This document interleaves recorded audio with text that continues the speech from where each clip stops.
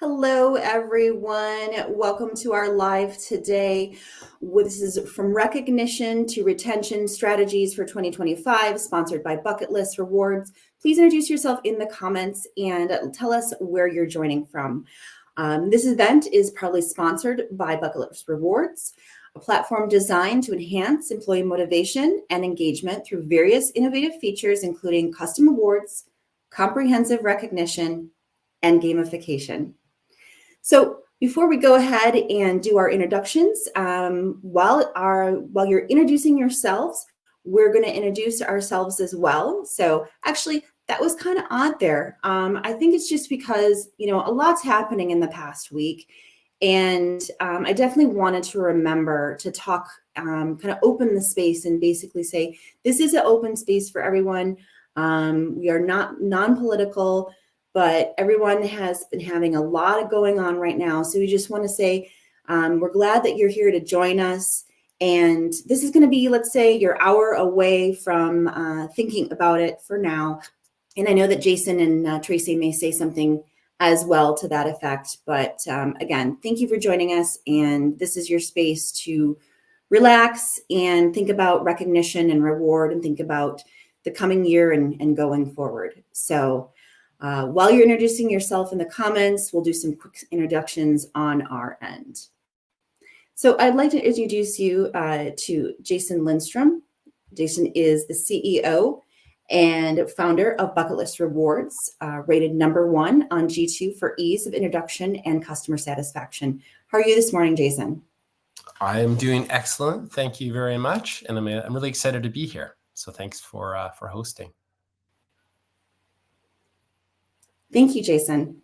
And then I would like to introduce Tracy Spanenberg, Tractional Chief People Officer and Advisor with Tracy Spanenberg, LLC, focusing on transforming HR in distribution and beyond. And how are you today, Tracy? Okay. I'm okay. And I'm happy to be here, and I'm thankful for all of our people joining us that took an hour out of a day in a heavy week for many. So thank you for being here. Thank you, Tracy. So I'm Cream Woodman-Hollebeck, and I'm the founder of Progressive HR and also the host of Progressive HR Live.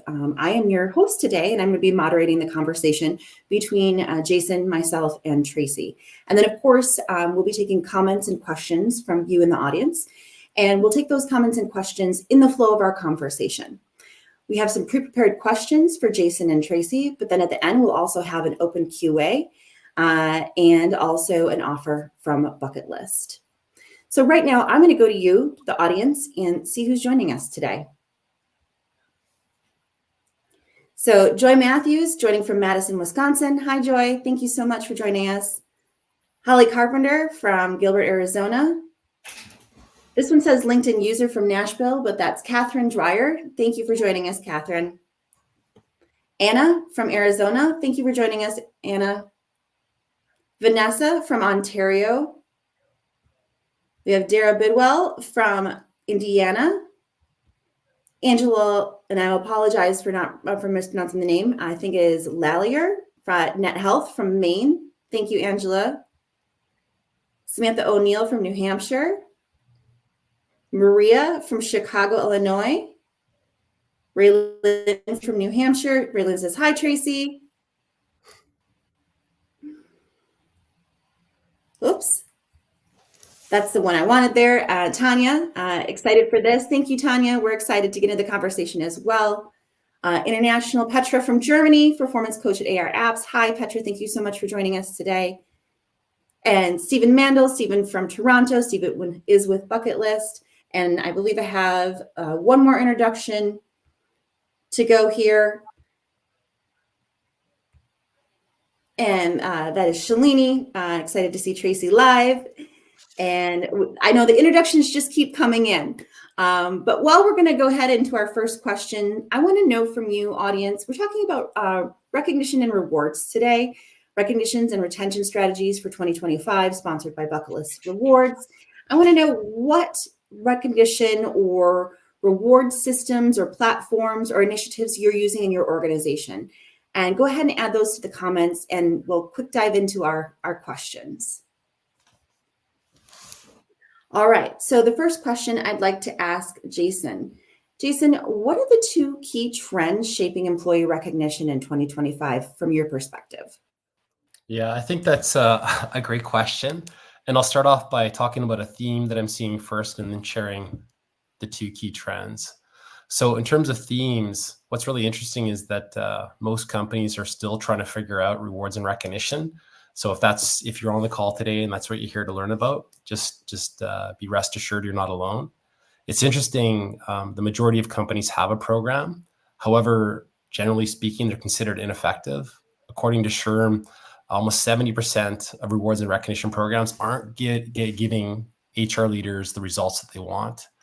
And so two key trends I'm seeing as we look into the future is that companies are starting to rethink the rewards and recognition strategy. They're switching from manual systems with low utilization rates. They're starting to automate things, implementing strong systems and processes, and they're getting some amazing results. They're driving up employee engagement. They're lowering voluntary turnover. And one other key theme that kind of correlates with all that is just this idea of peer recognition and manager to peer recognition, creating programs that are really inclusive where everybody can participate. So that's my 2 cents on some of the themes we're seeing right now.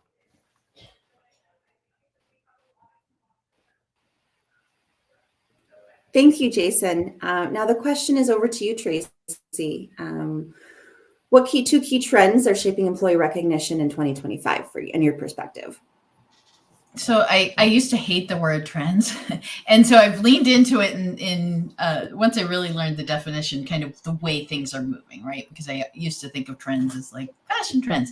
So where I think and where I see recognition and rewards moving is a couple of things, and they're pretty tied together: personalization and meaningfulness, or moments that matter, right? So when you think about it, the days of just, I'm going to recognize everybody on my team the exact same way are really over.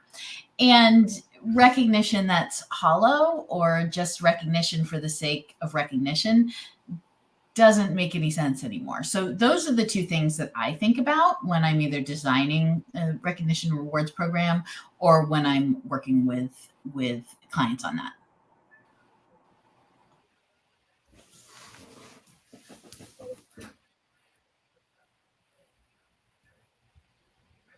Thank you so much, Tracy.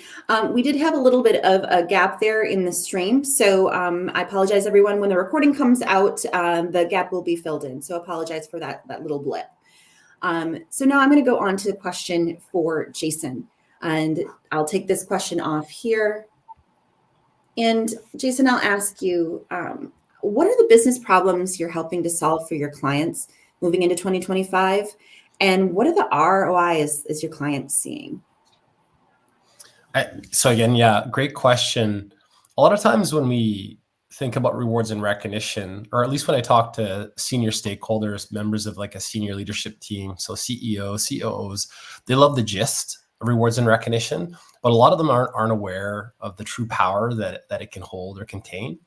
And to anchor and provide more context around that, like a really big theme for many organizations for 2025 is to improve employee engagement. Most companies really want to create a great culture, and I think we all intuitively know that like when employees are engaged, they're more productive, they're more innovative, you have a better business overall.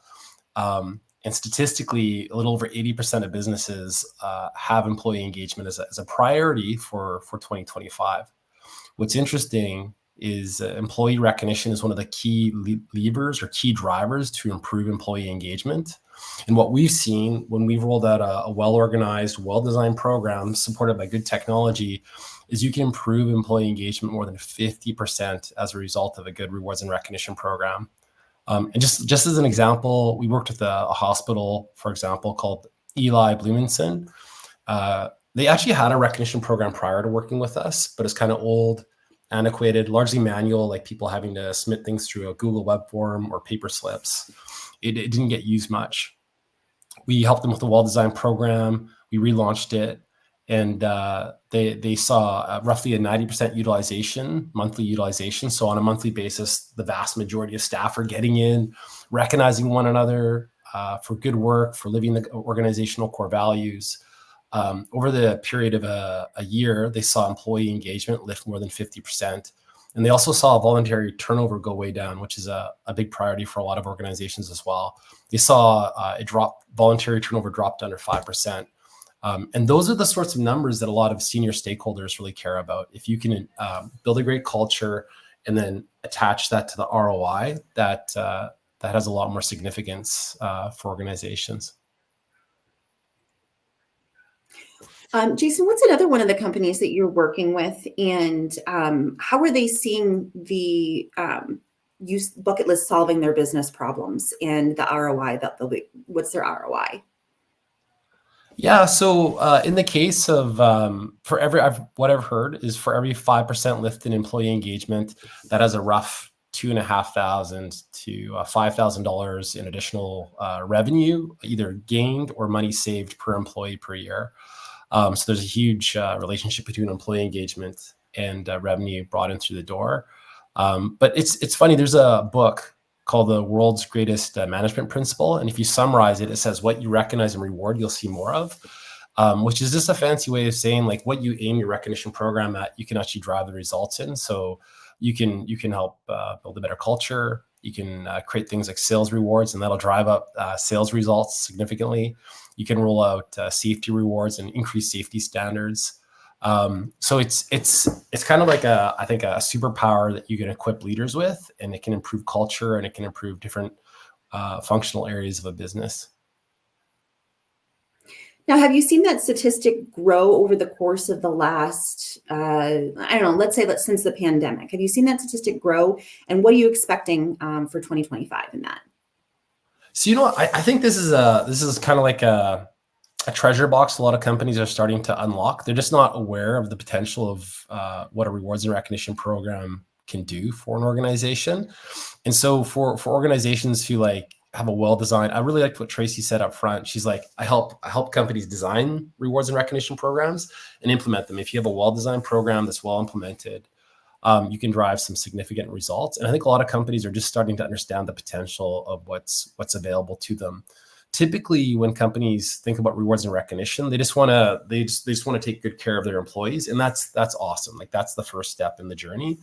But you have to anchor it into something really meaningful. And I think it's worthwhile, like when you create a program, defining some really good goals for it. Like, sure, let's increase recognition. That's super important. Let's build maybe a culture of inclusivity. Let's bring our core values alive. But then on top of that, let's drive up engagement. Let's lower turnover. Let's increase safety standards.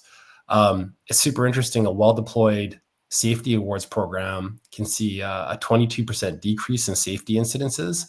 And so putting cash to that would save $2.8 million for every 10,000 employees. But it also creates a safer work environment. So again, companies, I think they have to think a little bit more deeply about what they want to achieve with the program, because when they do that, they can create these great programs that deliver tons of results. Yeah, and then you would think that if you increase safety, that would create better culture, and better culture would create more retention. So it's kind of very much a complementary stack, as you would say. Is that correct? Yeah, absolutely. And speaking of the culture layer, like rolling out a really effective peer recognition system where everybody can participate is a great way to build a good culture and bring your core values alive. What we often recommend is with most companies, some companies say culturally it's not necessarily a good fit, but typically what we see is peer recognition programs are really inclusive. Everybody can join in. And often what happens is managers may not see all the great work happening on the front lines, but when all employees can join into a program, they're able to often see the great work that's happening, to call out their peers for doing a good job. And what makes it even more impactful is if you can attach a core value to that recognition, that really lifts up employee engagement and creates a great workplace. Awesome. Thank you. I've got a question for Tracy right now, but I do want to circle back a little bit later on about the difference between peer-to-peer recognition and regular recognition programs. Thanks, Jason. All right, Tracy. So what is your advice for HR leaders who want to create or adapt recognition strategies to stay relevant and effective in this new business paradigm? I think that this is where, like many things, we lean on our community, right? And I think, like we talked about a little bit earlier, there's not necessarily one thing that works for everybody. So I think learning what other people that have done, creating that community if it doesn't exist, or and learning and going to things like this. So I hate to say it because, but there isn't one perfect platform. There isn't one perfect program for everybody. And I think that that's really, really important. I think Jason mentioning tying to your culture, tying to your core values is really important, but those are different for everybody. So as much as I've wanted to in the past take this thing and bring it wholeheartedly, and I know Bucket List tweaks things and you can adapt that, which is wonderful. But as much as I've wanted to bring things in the past, that's really, really hard to do. So I think, for programs, for recognition strategies, learn, lean on others, and the most important thing, I forgot to mention, the most important thing, talk to your people. That personalization, talk to your people. So I'm an introvert, I'm autistic.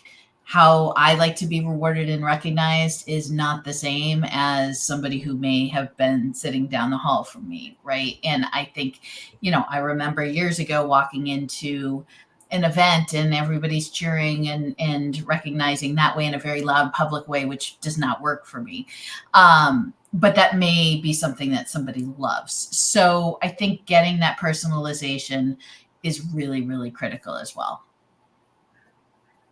Thanks, Tracy. And you bring up a very important point. Not everybody wants to be recognized the same way. For example, you said that you don't like to be necessarily, out in front of everybody, which is what I like to be, out in front of everybody and recognized.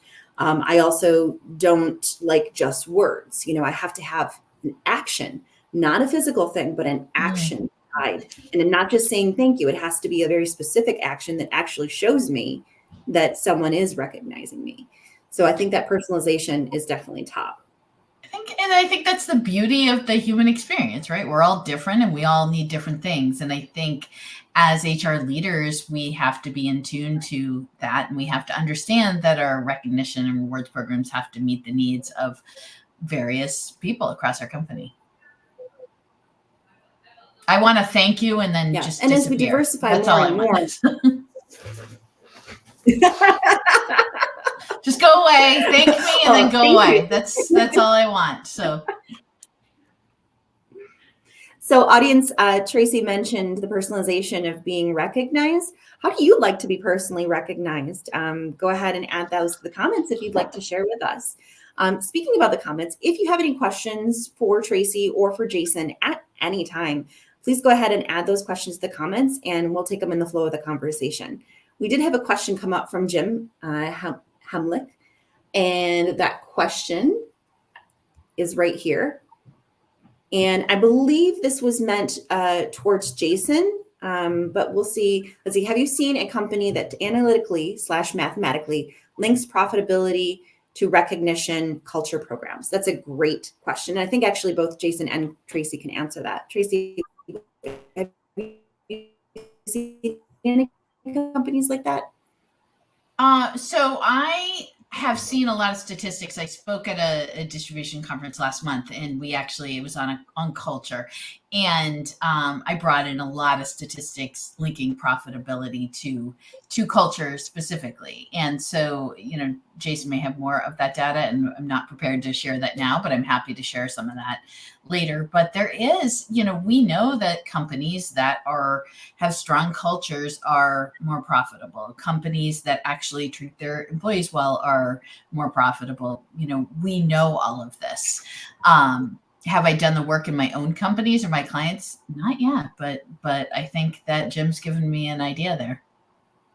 Go, Jim. All right. Thanks, Jim, for that. Jason, what do you think? What companies that are, well, I'm not going to repeat the question. Go ahead. No, got it. And great question too, Jim. Thanks for answering. And the answer is 100%, unequivocally, yes, we can connect the two. We've actually created a ROI calculator for different scenarios, because different companies have different goals for the rewards and recognition program. And so I'll give you a couple of use cases. And I'll also speak to the science of recognition. For example, we often talk about how recognition lowers turnover. It's a little more nuanced than that. Like recognition can lift employee engagement, can make people feel more excited to show up work, more motivated. And when engagement goes way up, when people are like captivated and excited about showing up for work, turnover goes way down.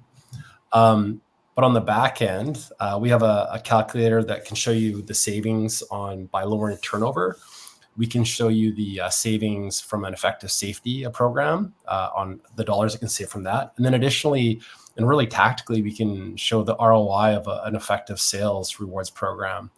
We've seen all sorts of use cases. We worked with this company called Chorus. They're a smaller organization, under 100 people. They launched a sales rewards program. They set aside a budget of, I think, around $2,500 for the reward. They created some structure beneath it, but it generated an extra $500,000 in sales for them. So $2,500 in, $500,000 out. That's a pretty significant ROI from a rewards and recognition program. So there's different ways you can do that. One at the very end, we're going to offer something called a recognition workshop. If you're interested in seeing some of those ROI calculators, I'd be happy to, somebody from our team would be happy to sort of walk you through what's available and clearly articulating the ROI of a recognition program. That's awesome. I would like to see that. Can I join? 100%. Yeah. Can I join? Yeah, my pleasure. Yeah, I'm super passionate about rewards and recognition. Like I see how it creates a great culture, but then as a business leader, I know the importance of demonstrating ROI to all initiatives. And it makes me so happy to it's kind of like a double good or a double whammy. You create this great culture, and then at the tail end, you see the financial benefits of implementing a program like this. So yeah, I'd love to learn more about that. Looking forward to the offer at the end. So we're going to go quick to the audience because a lot of people have added their what Kathy would refer to as their love language for recognition. So Kathy says that her love language is affirmations, and second is gifts. Thank you for adding that. And there's a question from Teresa, but this is I'm with Tracy. Thank you is sufficient. And well, the stream is not working for me on the other side, so I'm not sure who this is. I'm sorry. And then another LinkedIn user said, and compensation. Yep, money is important also as well. And then Tanya says, I like to have public recognition. However, I'm with you. I want to see action, but I also love personalized gifts. Great. Another action person. Jim says, thank you for answering the question. And we have another question then. So I'm going to go to the question from Teresa. Are you seeing recognition for acquiring new skills? Well, that's a very good question. For example, if your goal is to motivate more employees to develop AI skills, are you seeing employers using recognition as a means to do this? Who would like to go first? I wouldn't say necessarily recognition, though that could be. And I think you can gamify something like this pretty well. And I think you can do that pretty well. I think that maybe AI, maybe other skills, recognition in the form of compensation. And I'm seeing, a shift in the general, this is a recognition rewards live stream, but a shift in general compensation from merit-based to, COLA plus skills-based potentially. So I think we're going to see a lot of movement here in the coming years. But I would say more of the maybe gamification to make that fun because those skills are necessary, and then compensation as people move up and upskill. Thanks, Tracy. Jason, what are your thoughts? Yeah, we've seen a lot of organizations rolling out rewards, some monetary, some non-monetary, like badges, to support all sorts of learning initiatives. Two kind of popular themes are around safety, like I was mentioning earlier. Another really popular one is around security these days, especially with knowledge-based organizations where security is becoming paramount, and having the whole team understand security protocols and training. And you might have a security level 100, 200, 300. You can, as Tracy was saying, you can gamify that experience. You can reward and recognize each stage of the journey. And a lot of people really enjoy that type of process. And for a bonus, you can even attach some sort of basic like monetization to it, like a $5 gift card, or it can be bigger. It's really dependent upon what an organization's budget is and the priority of the training. Make it fun. Yeah, 100%, right? Yeah. Fun things work better. So I have a question for Jason. We were just talking about AI and AI skills. How is Bucket List using AI to support your clients' recognition efforts? I'm really curious about this.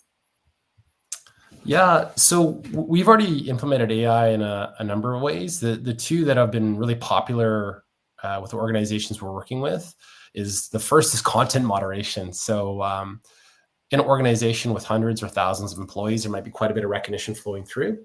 And we can just automatically flag any recognition that might be inappropriate. So once in a blue moon, there might be somebody who uses like profanity, for example. We can just automatically catch that, shelf it, and send it for review. Another kind of popular use case is for organizations that value and prioritize diversity, equity, and inclusion. We have a DEI coach that we can plug into the platform to use more inclusive language. And just for example, like let's say there's a software engineering team and the head of the software engineering team says, hey, thanks guys to the entire team. And let's say the software engineering team is made of both men and women. We could send a gentle prompt back saying like, hey, next time you don't have to use the word guy, just change it to team. So there's all sorts of cool little things we can weave in using AI around content moderation and DEI.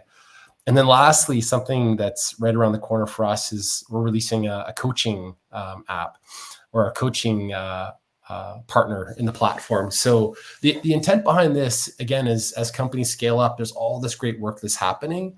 And it's important for managers and senior leaders to be made aware of this.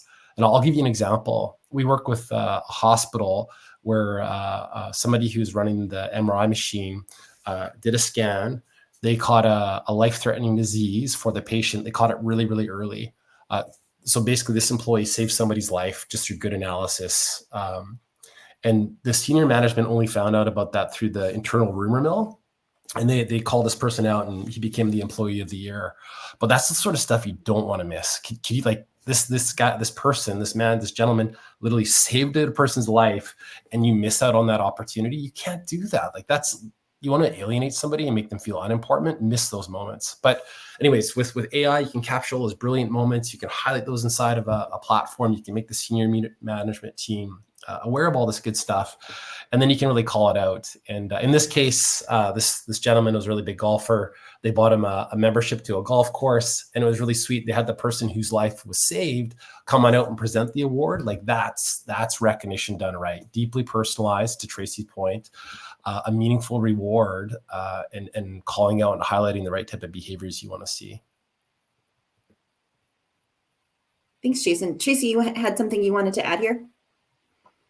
Oh, I love talking about AI, and I love that story, Jason, because I think sometimes we hear the negative things, and that's what a wonderful use case. And I think not just for recognition and rewards, but I wanted to show like a couple of ways that I use it. So I've used AI to analyze engagement data, and so pick out trends.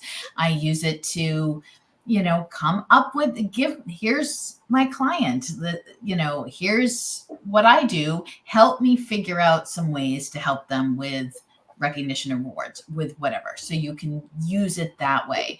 And there's a company that I love called Pin. I have no tie to it. I just love it. It automates moments that matter using AI throughout the employee life cycle. And that's huge for me. It's been huge in my work because everything I do is through the lens of the employee experience. So it ties in really nicely to what we're talking about.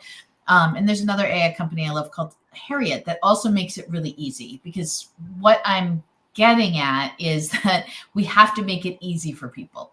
We have to make, if it's peer-to-peer, we have to make giving recognition easy. We have to make receiving it easy. Somebody mentioned it in the comments. instant, meaningful.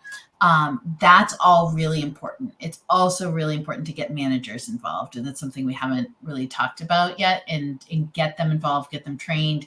They're so critical. We think of HR maybe creating these programs or the architect of these programs, but the frontline managers or your first level managers, they're the ones who are really going to be doing a lot of the recognition day to day. What are some ways that you recommend getting employees and managers involved? So one of the things that I've seen over the years you can create and Jason, you can probably speak to this much better than I could, but you can create or bring in a really wonderful recognition and rewards program. But if you don't share it, promote it adequately, if you don't train people on how to use it, if they don't know it's available, then it's not going to succeed. So just as important as the tool itself or whatever you create is how you deploy that. So I think that's really, really, really critical. And so getting managers involved in, ideally, if you're buying something, in the buying process and all the way through the process. I like to create champions within the organization. So, I've worked in organizations of some size where they're geographically spread out. So you have somebody in this location, somebody in this location, somebody in this location that understands what's going on, and that can be the champion for that throughout their whatever that location is. Fantastic. Thanks, Tracy. Jason, your thoughts on this? Yeah, and I'm gonna recognize Tracy with a thank you. Sorry, I'm doing it publicly. I broke it. No, I think it was a really good point to call out the importance of getting organizational buy-in and leadership participation. And maybe I'll just build off of what I thought was great, what I thought was a great answer you just shared, Tracy. But yeah, I would double down on the concept of creating awareness and excitement, and you can do that often with communication. So if it's a frontline organization with like posters on the wall, with communication that might be handed out via like email or whatever format works for that specific organization. So communicate it, create excitement around it. It's really important to educate leadership on the importance of recognition. And there's two parts to it. It's like showing them the tool, like making sure assuming there is a tool, making sure they know how to use it, getting them to go in early and hand out recognition in advance even once. Once somebody does something even once, they're far more likely to do it again in the future. But also educate the team on the importance of it. There's a great saying that a lot of people join an organization because it has a cool organizational brand, but we quit due to bad leadership. And one pillar of bad leadership is lack of recognition, not taking good care of your team, and letting managers know, like, nobody wants to lose an A player. Everybody hates losing a rock star employee. And if we can educate the leaders that this program is going to allow them to retain staff and have them more excited, that'll increase their chances of using a program like this. And then lastly, launching with a bang. Like, one thing we strongly advocate for is to have a launch ceremonies. And if it's one big organization, you can do like one launch. If it's a distributed organization with like a number of different centers around, the United States, around the world, you can do regional launches. And you don't have to complicate it. You can have a ton of fun with it. Something we've seen work really well is you have managers, senior leaders recognize staff. The people who like public recognition, you don't want to make this mistake of calling out somebody who doesn't like it publicly, but you recognize staff publicly. And to make it really exciting is you personalize the recognition with a really cool, meaningful reward. And I've, like, for example, I was at a tech company launch a few years ago, and there's a fellow named Dave who just happened to love motorcycles. Dave was a VP of sales, been working his tail off, coming in, working overtime, hitting this corporate sales targets. As a part of the launch ceremony, because we knew he liked motorcycles, we got him a day on a Ducati, which is a motorcycle he happened to love. It sounds like kind of big and expensive. It wasn't, but we've had a photo they showed to the team at the launch, and people were getting excited. They're high-fiving one another. Dave and his manager gave each other a big hug. Like, what it showed the team is that you're recognizing outstanding work, and you're taking great care of the employee with a personalized reward. And that's how you launch a program with a bang, with meaning. And it's like riding surfing a wave, right? If you can create a big wave and you can get up on that wave, you're going to see high utilization, and you're going to see all those great results that I was referring to earlier on. Thank you, Jason. I love your stories. You have such great stories. Thank you. Yeah, you're welcome. We've got some audience questions. Dr. Ramesh asked, or D. Ramesh, I thought it said doctor, recognition must create lasting positive impressions. It must be real time and instant. What are your thoughts on that? I don't think it has to be. I think it depends. That's one of those are my favorite words in HR. It depends on just about everything. But I do think I have 3 kids, Gen Z kids, and while I don't like to generalize to generations, we're learning a lot about the world of work and the generation coming in, and feedback should be real time, and feedback generally should be instant. And I think where I would agree with this for sure is that if there's something that happens, saying thank you or offering a, congratulatory email or what have you, 3 months later doesn't do any good. So recognizing somebody in the moment is really, really important. So I think it would depend on what it was, but something like that I think is really important to have that right away. Jason, what are your thoughts on that? Yeah, I think what I heard is you want it to be timely, which is what Tracy said. Agreed. You want it to be sincere. Ideally, you want to weave in a company core value where it makes sense to align it with what the company's trying to do. And I also think frequency is quite important. There's this concept of resonance, which means like if you say thank you to somebody, that doesn't last forever. And like, my favorite way to like think the concept through is just think about it in your personal life. If you have a partner or you're in a relationship with somebody, you're married, you can't say thank you once per year, right? Like that doesn't fly, right? Or if you have kids, you can't say good job once per year. Recognition typically lasts between a week to a month. And it's like it doesn't hurt to do it a lot. There's very little downside to doing it a lot. So I think everything that was recommended, and I think frequency is something to take into account. Take into account too. You don't want to do it once. It's not a one and done type of thing. For me, sometimes if it's too frequent, it's not meaningful.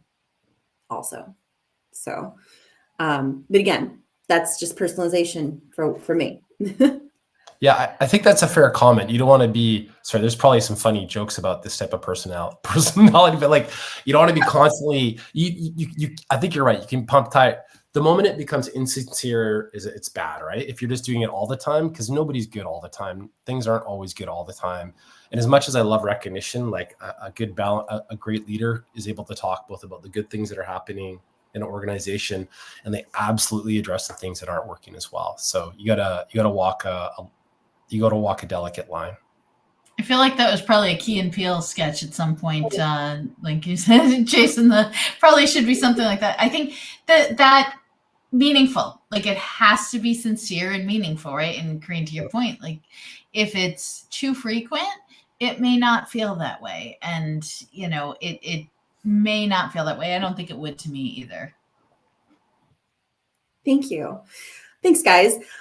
So we have 2 more questions for you both, or I have 2 more questions excuse me. I have 2 questions, one for Jason, one for Tracy, and then we're going to get into our audience open Q&A. And we already have some questions that have built up over the course of the conversation. But everyone knows that I'm a futurist and I love talking about the future of work. Some say we're living the future of work right now, but I really do think that the future of work is a lot different than what we're living. We're living a portion of the future of work right now.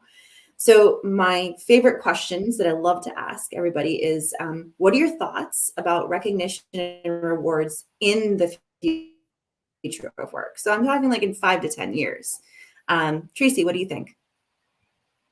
Oh, this could be a whole other discussion, like a whole other day. So, and probably influenced by my friend, Josh Dreen, who's, wrote a book called Employment is Dead. I learn a lot from him and about what the future of work is going to look like. Right. And, is employment going to be dead?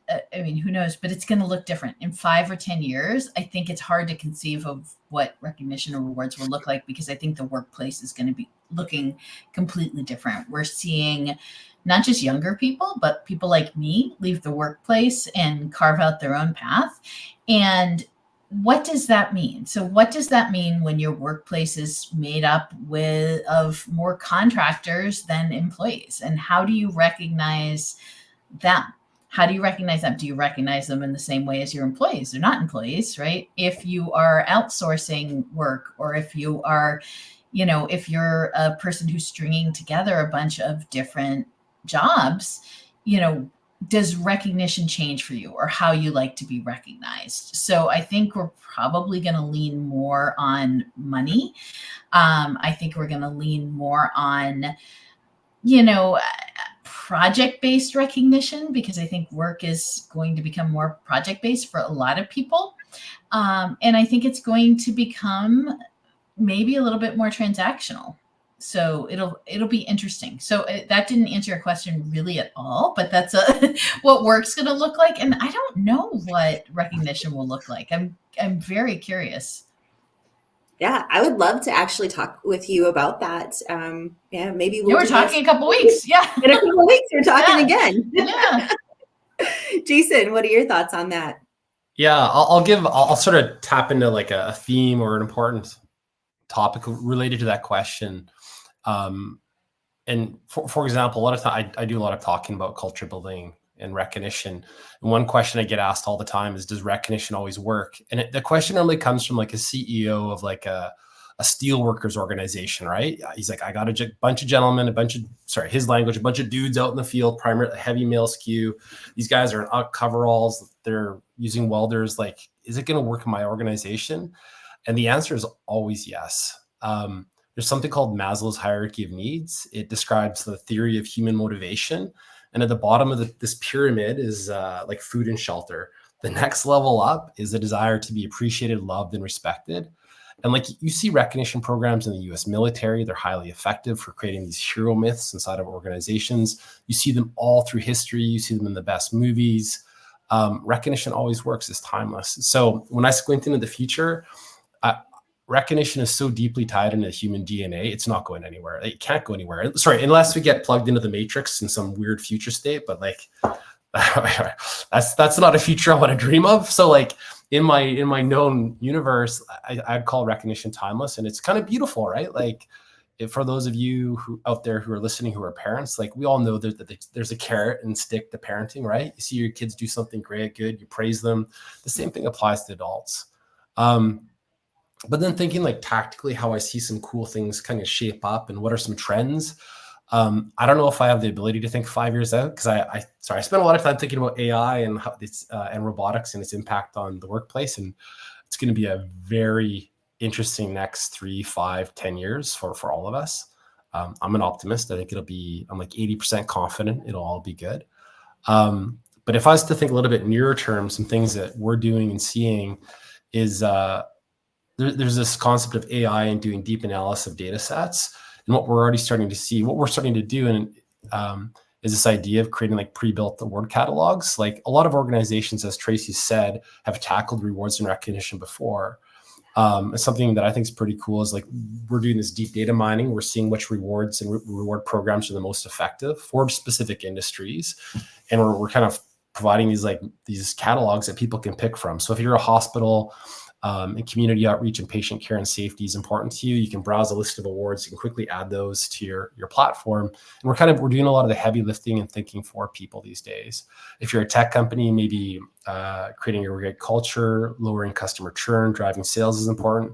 Again, you can add like a sales reward, a customer satisfaction reward, NPS reward. Anyways, we're going to make it easier. It's going to become easier for companies to roll out highly effective programs that are directly attached to a return on investment. That's what I sort of see as a near term, 6 months to 1 to 1.5 years out.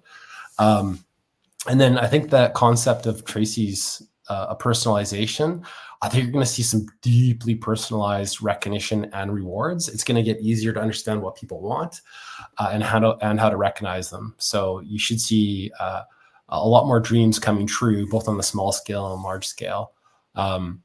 Just for example, in healthcare, it turns out that a lot of healthcare workers work incredibly long hours. They're often really stressed out, and giving them some time off rewarding them with wellness. So like a half day off, full day off, sending them to the spa, that can be a really meaningful reward. And that applies to a lot of healthcare workers, not all, but many.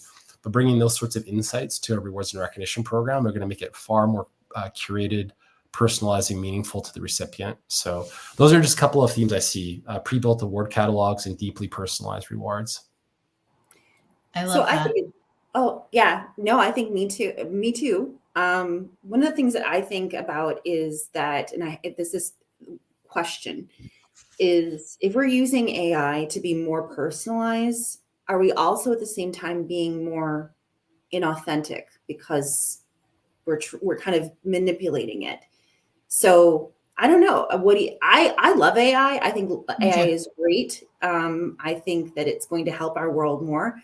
But I do wonder if it's going to would it be considered inauthentic if we're not actually thinking about it ourselves and we're having a helper? So I think it depends on how you use it, right? I use it as a thought partner. I don't use it to write. So if I have, some help in something, I'll rewrite it in my own voice, because no matter how much you train it, it really doesn't sound like you. And I think that the worry for people who use it a lot is that is eventually what you sound like to the public, right? And so I think there's that danger for sure. But I think it's finding that balance of how do we work together? How does the AI become our assistant or co-pilot, if you will? How does that happen without us losing our humanity? Yeah, I would 100% agree. Jason? You know what? I think about AI, it's kind of like Google Maps. Remember back in the day, Google Maps was really clunky and like not everybody would use it. But over time, everybody nowadays, like you drive to the local grocery store, many people now turn on Google Maps or Apple Maps, depending on my preference to get there. I think that's a path AI is going to take. And I think to Tracy's really valid point, it's going to be more of a co-pilot. It's not going to tell us how to shift gears or change lanes necessarily. Actually, sorry, maybe it will with Teslas. maybe the metaphor is slightly flawed, but in the medium term, I really do see it as a co-pilot, and I don't think it'll hurt the authenticity at all. It's almost like how I could go when I want to buy a present for my wife. I might talk to her. I should know this, but I still ask her friends for advice. It's similar to that. It's asking for advice on how I should recognize this person, and so I don't suspect it'll hurt authenticity. Thank you. I think that's very, very, very helpful thoughts from both of you. And I do like, Tracy, how you're saying you use AI as a thought partner. I don't think I've heard someone say that before. As a co-pilot, yes, but not as a thought partner. So thank you for that. Were you going to say something? Oh, I was going to say, I love Perplexity. I feel like you and I have talked about this because we've talked about AI before. You taught me about hallucinations, which is something I totally should have known like 2 years ago, but I didn't. If you have a presence online, a tool like that can research you and can help you as a thought partner, right? So you can be your thought partner. So I can say, I'm Tracy Spanenberg, please research me. I'm looking to do X. How might I approach it? So that's one way that I use it as a thought partner. Awesome. So I'd love to get into this conversation more, and maybe we'll have time after Jason talks about the workshop that he'd like to offer. And as well, we're going to have a person, Jenna from Bucket List, come on and talk a little bit about a gift for everyone. So I'm going to bear with me very quickly, everyone, while I change my screens and show up some QR codes. With that, Jason, would you like to talk a little bit about the workshop you have coming up? Yeah, it's funny. I do a lot of speaking on the topic on kind of rewards and recognition. And behind the scenes, I've been running these rewards and recognition workshops, typically for CEOs and senior leadership teams. But just recently, I thought that these could apply to a broader group of people. And so we're going to make these rewards and recognition workshops available to the attendees of this session. Historically, we charge $800 for these sessions, but we're going to open it up because I think there's a lot of value. We're going to compress them in time a little bit, but I still think we're about to offer a ton of value in those. So the first QR code, if you want to request a recognition workshop, will help you build a really great strategy. We'll share tips on how to set up a good awards system. We'll share insights on the most popular rewards by industry. And ultimately, we'll teach you how to build a good business case. Because I know a lot of people leaders, a lot of HR leaders are trying to figure out how to convince their senior leadership team to get on board with a program like this. We're more than happy to provide guidance and advice on that too. The outcome is you get like a kind of a 30-page customized strategy that I think you're going to love. So if you want to take advantage of that, give the first QR code a quick scan. I think you're gonna love it. We across the boards, we've only had 10 out of 10s on this, and we've done about we've met with 25 to 30 people so far. It's been a great success. And then I'll turn it over to Jenna, I think, to talk about the Thanks, Jason. Thanks for the Passover there, and really great conversations happening today. Loved listening in. And yeah, hi everyone, I'm Jenna. I'm super excited to be here today. Really passionate about helping organizations make employee recognition meaningful. Just wanted to let you know that I'm always happy to chat more about how you can enhance your recognition efforts. If you'd like to continue the conversation and learn more, please feel free to book a quick conversation with our team. We're always happy to help. And as mentioned, as a thank you, you will receive a gift when you book and attend a call with us. Ultimately, just looking forward to connecting with you and chatting more about what a robust recognition program could look like for your organization. Thanks so much. I'll pass it back to you, Jason or Corinne. Thanks, Jenna. So Jenna will be in touch after the event with the recording of this event if you would like to rewatch or share with your colleagues. And she'll also be giving out some more event resources. And she'd love to share a little bit more as well with you about the special offer that she just talked about. So thanks again, Jenna. All right. So again, bear with me as I take the screen share off. Oh, there we go. That worked out pretty slick. Jenna, I'm going to move you to the foreground now. All right.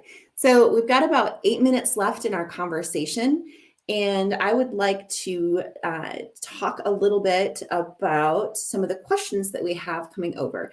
So we have about 4 questions, and I'm going to do a quick search here because there was one from Priya.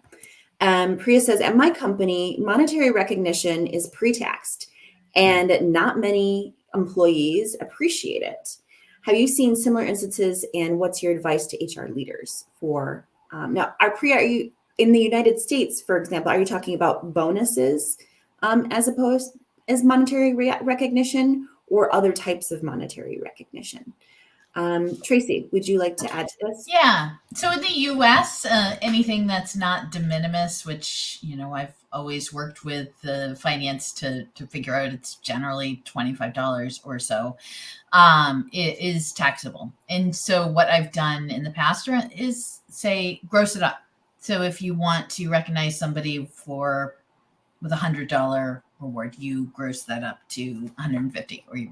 So yes, because you could run the risk of giving somebody $100 bonus and they're really effectively getting $70. So that is definitely an issue, and that's one. I'm not a tax expert. Check with your attorney, check with your finance department, check with your tax people, but that is an issue. Jason, do you have any advice on this?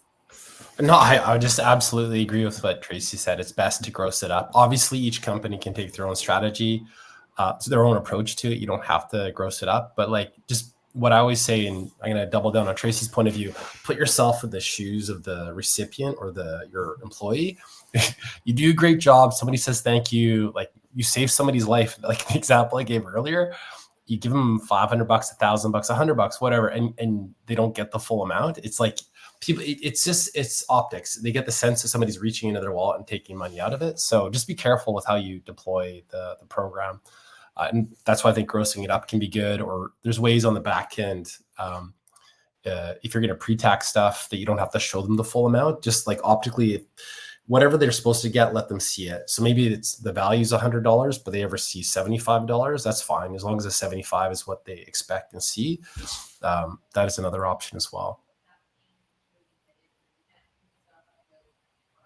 Gosh, I wish that they did that when we were giving out bonuses when I was working as a CHRO, because it was really hard to give employees $100 bonuses and then they get $60 out of that because bonuses are taxed. If you label it as a bonus, it's taxed more than it actually is if it's just regular monetary reward. So I wish that the accountant would have come up with grossing it up. So thank you for that advice. We have another question from Abhinva. Apologize. Abhinava. Having lived in both the US and in India, thank you culture is one that is not so prevalent in India. How would you drive such a culture at work without making it seem forced by my employees? I also think this is a great question. Jason, do you have thoughts on that? Yeah, so I can't speak to your specific organization. And I have no doubt what you're saying is true. I'll share 2 data points from my point of view. We actually have like thousands of employees using our platform in India, and we still see really good utilization rates. My wife is actually Sikh and or South Asian, and I know the culture of recognition applies with her and her family as well. But again, I'm not discounting what you say at all. Like I believe what you're saying. I think there's speaking more broadly, if we see this, it sounds like both geographically, but I do see it in some cultures as well. Like some leadership teams, some CEOs naturally value recognition, and recognition programs will just thrive if leadership buy into it. As Tracy said earlier, to make a program effective, you need leadership buy-in. And it kind of it anchors into what I was mentioning earlier about educating the team on the importance of it, and making each leader understand that if they do this, how they personally benefit from it. They'll have a happier team that sticks around longer with lower turnover. And then there's all sorts of things you can do on the technology side as well. There's all sorts of prompts, compulsion loops. Our platform works very similar to like social media, where we can send out gentle reminders and nudges to remind people if they're not recognizing their team and staff. So there's lots of things you can do to educate the leadership team, and then there's lots of things you can do to gently nudge and remind team members to recognize staff as well. That's kind of my 2 cents on that question, which is a very good question, by the way. And Tracy, what are your thoughts? Yeah, I think it's a great question because I've spent most of my career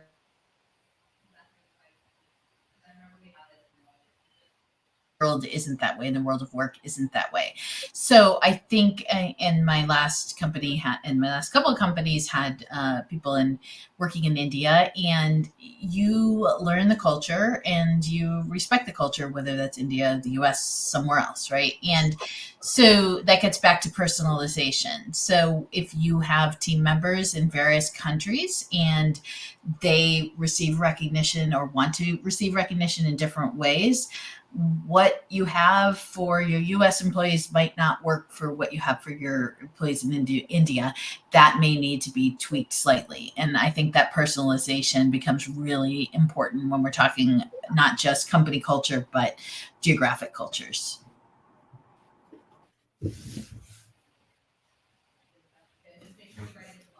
Thank you, Tracy. So we're coming up to our last minute of the stream. So I would like to thank Audience You First for joining us today.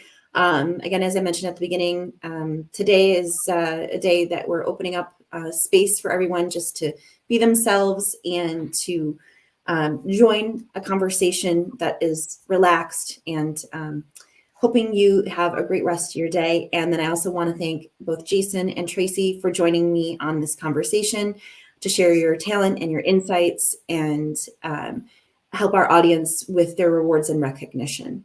And lastly, I'd like to thank Bucket List Rewards for your sponsorship of this stream, and for also the gifts and the workshop that you're providing for our audience attendees. And now, audience, you can go ahead and follow Bucket List Rewards and Recognition on LinkedIn. That's how you would look it up, Bucket List Rewards and Recognition. You can also follow Jason Lindstrom, and you can follow Tracy Sparnenberg on LinkedIn. And if you want more information for Bucket List, you can go to bucketlistrewards.com. And also we'll be in touch afterwards with more information. And I appreciate you all for joining us today. Thank you again for joining us, and have a very wonderful Wednesday afternoon. Thanks, everyone. Thank you.